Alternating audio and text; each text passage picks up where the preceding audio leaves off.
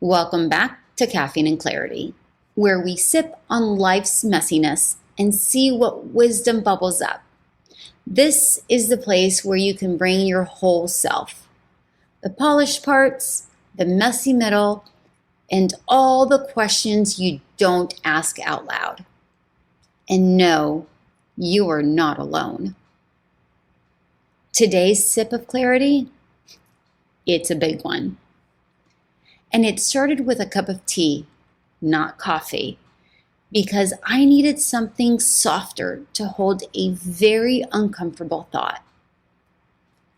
And that thought was this: why is the I don't need a man movement so loud right now? I mean, I get it. I do. After a breakup, especially after divorce, it's easy, maybe even necessary to go through a season of no thanks, I'll take care of myself. I've been there. Single, not looking to mingle, and honestly, thriving. But the truth is, it takes two to make something work, and two to wreck it. We all play a part in the creation and the destruction of all of our relationships. And when mine ended, I knew I had work to do.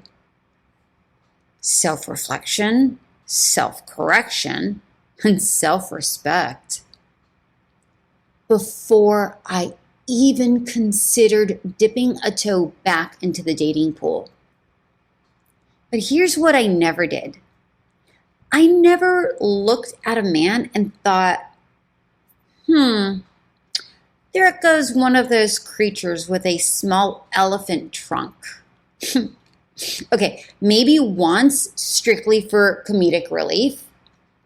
But truthfully, writing off all men always felt like overkill.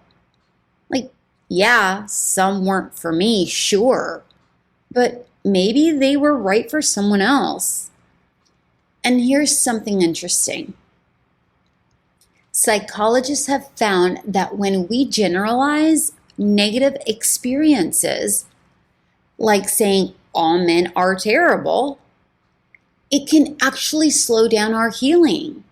Because instead of focusing on the specific choice we made, we push the blame outward and stop short of the deeper reflection. It feels protective, but it keeps us stuck. So maybe the real question isn't, why are men so useless? Maybe it's, why did I choose the man I chose? Oof. That one hits a little bit deeper, doesn't it? We don't like asking that question because it turns the mirror back on us. And sometimes what we see is hard. Believe me, I know. I was there. We saw the red flags. We heard the warning bells. But we hoped we could love them into being better, calmer, kinder, whole. And here's the kicker. People don't change unless they want to. And a lot of the time, they don't even believe they need to.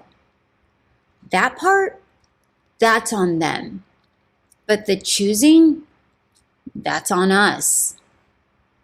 And until we get honest about why we made that choice, what we ignored, what we craved, what we tried to fix in ourselves through them, we'll keep repeating the same story, just with a different face.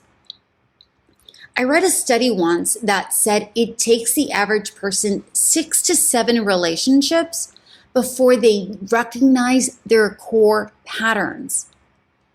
6 to 7, which means most of us are out here repeating the same lessons until we finally pause long enough to connect the dots. So no, I'm not here to defend men. They can do that on their own. I'm definitely not here to bash them either. What I am here to say is this: hating men doesn't heal women. It just spreads the same toxicity we're trying to escape. And isn't healing supposed to be about something better? Let's choose growth. Let's choose honesty. For goodness sakes, let's choose ourselves. Not in spite of them, but because we finally know what we need. So, your sip of clarity today is this: before you blame the whole species, ask yourself why you made the choice you did. Not to blame yourself, but to reclaim yourself, your standards, your healing, your joy. We've all made mistakes in love, every single one of us. But those mistakes only carry weight if we use them to grow. If we let them shape us into wiser, kinder, stronger versions of ourselves. And that's the part that makes it all worth it. So, if you're sitting there with your tea or coffee, wondering about the choices you've made, just remember, you're not broken. You're becoming. And that, my friend, is worth trusting. Thanks for sitting with me. And until next time, breathe deep, sip slowly, and keep listening in.